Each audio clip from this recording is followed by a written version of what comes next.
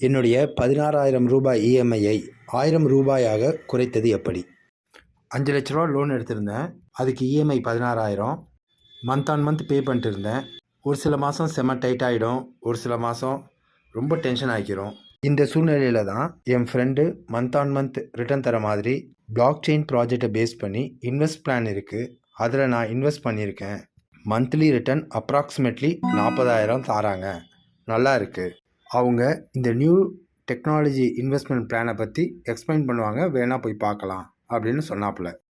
அப்புறம் நான் ஒன்றே சொன்னேன், இன்வெஸ்ட்மெண்ட்டுக்கெலாம் இப்போதைக்கு பணம் இல்லைப்பா கையில். அது மட்டும் இல்லாமல் இந்த மாதிரி கம்பெனிலலாம் நம்பி பணம் போட முடியாது, அதனால் நான் சொல்கிறேன் அப்படின்னு சொல்லிவிட்டு அப்படியே கிளம்பிட்டேன் நான். அடுத்த நாள் விடிய காத்தால் எனக்கு ஒரு யோசனை வந்துச்சு.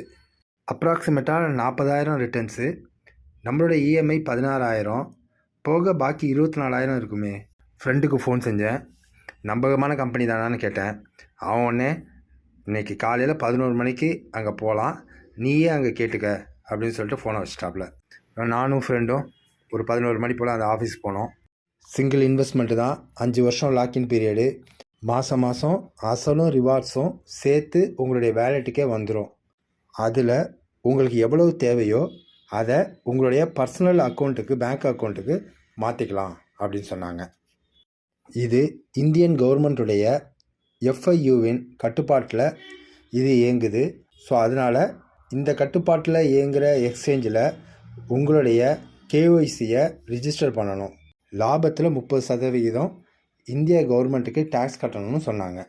என்ன மாதிரி பிளானில் போடணும், அந்த வேலெட்டை எப்படியெல்லாம் யூஸ் பண்ணணும் அப்படின்றத நாங்கள் கைட் பண்ணுவோம் அப்படின்னு சொன்னாங்க.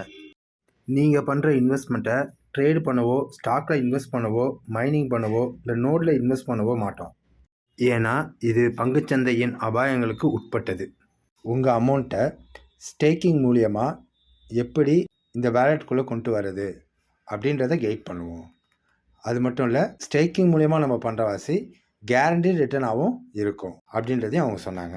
இப்போதைக்கு உங்களுடைய டாக்குமெண்ட்ஸ்லாம் தாங்க சார் அப்படின்னு கேட்டாங்க. நான் கொஞ்சம் வெயிட் பண்ணுங்கள், எனக்கு ஒரு பேப்பர் மட்டும் கொடுங்க அப்படின்னு கேட்டேன். அவங்க கொடுத்த பேப்பரில் ஒரு கால்குலேஷன் போட ஆரம்பித்தேன்.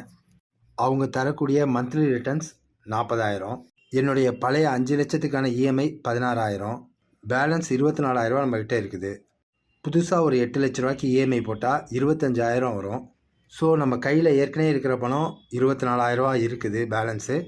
இந்த 25,000 புது 25,000 இஎம்ஐ போனால் கூட பாக்கி 1,000 மட்டும் கையிலேருந்து கட்டினா போதும்.